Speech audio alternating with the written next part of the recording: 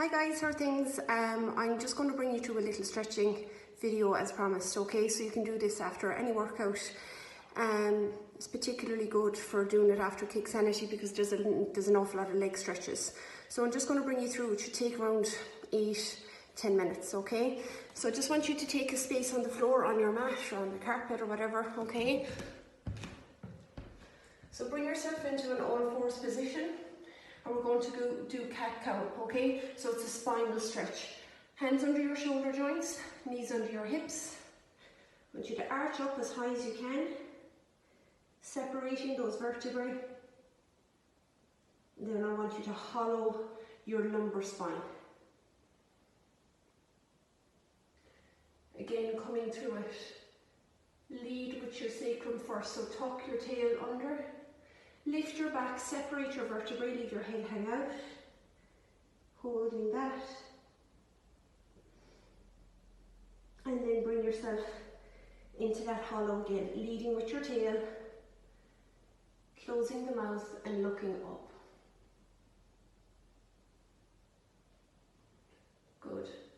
From there, I'm going to bring it into another spinal stretch. This also gets the glutes a little bit too.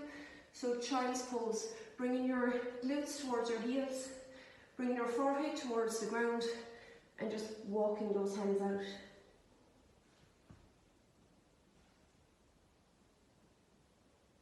Really work on pushing into the ground. So after stretching the posterior chain, we're going to stretch anterior chain. So just drop your hips forward, close the mouth again, look up, open up the chest.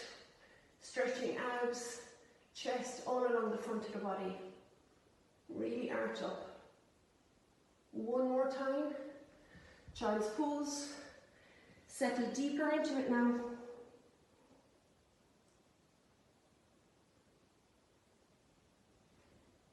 And then from there, last time, stretching the front of the body. Drop the hips, open up the collarbones, look up. So we're holding everything, guys, for around 15 seconds or so. If you need to hold it longer, do. Take a look over your right shoulder. Take a look over the left. I want to bring you through child's pose one more time, but it's completely different now. We're going to widen the legs into a V. Sit your butt down and then crawl your hands out again. So this is a hip opener, it's pinchy on the hips. Okay, we need it. Settle into it.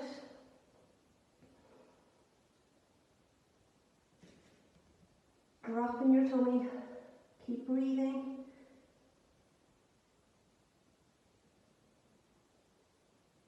And take your weight onto your hands, let yourself up.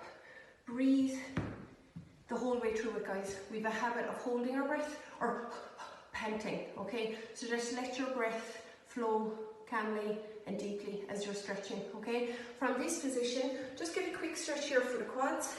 You can use both hands now because you've got the support because we're kneeling. Pull back on the toes, get a good stretch for the quad. Again, holding for around 15 seconds. If you want to feel it more, I want you to kind of almost like you're pushing your pelvis forward and you'll feel it nice and high into the quad. Changing legs. That's it. Pull back on the toe. Make sure all those joints are even at the hips, at the shoulders. Push your pelvis forward. Alright, so we're going to go through a few more leg stretches from this kneeling position. So get your left leg in front, whichever. Left leg in front.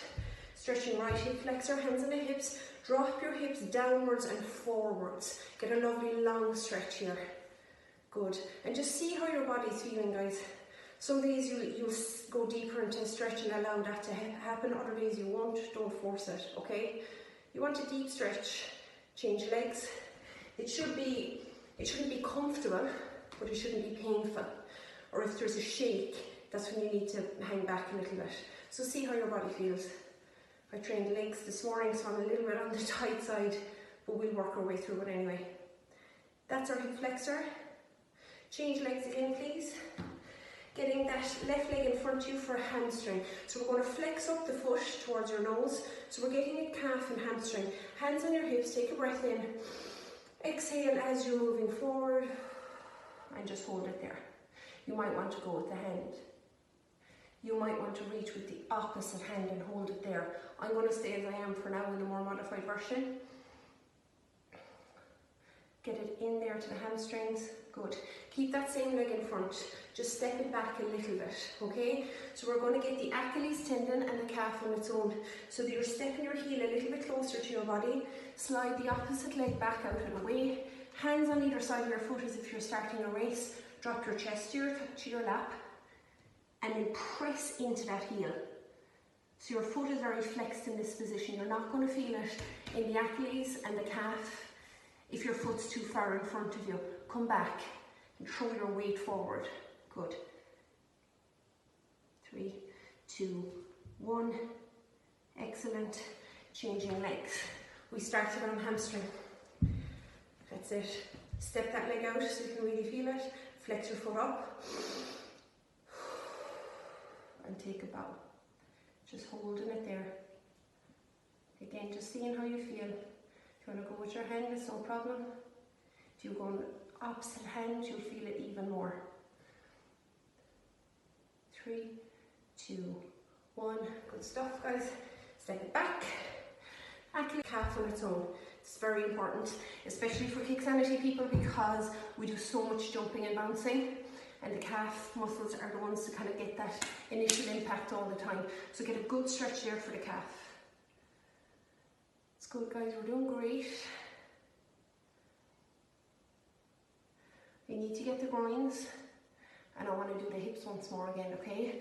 So for the groins, do from this position. It's going to move over here so you can see me. Again, kneeling, leg out to the side. Walk it out until you feel it enough into the groin.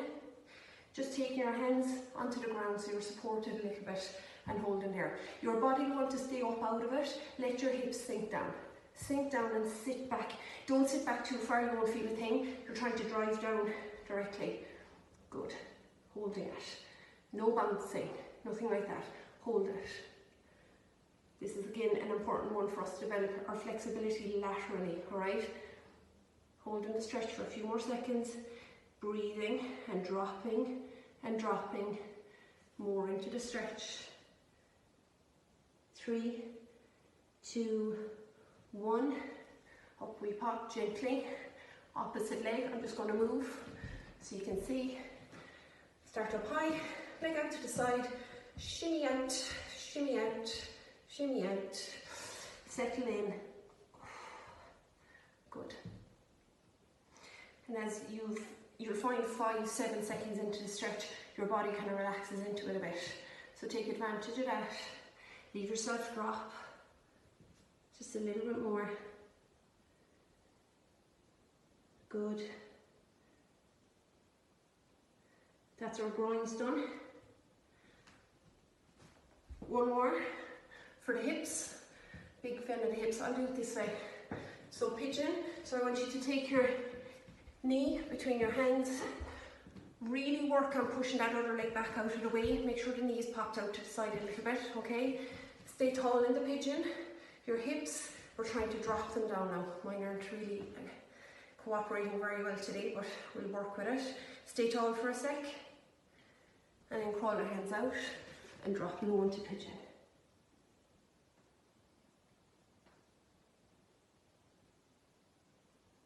Back up. Push back. Change legs. Stay tall for a sec. Nice and tall. Dropping those hips. If there's anything really tight, feel free to repeat it again if you need to. You know, you could go twice on both sides. Good. Drop low.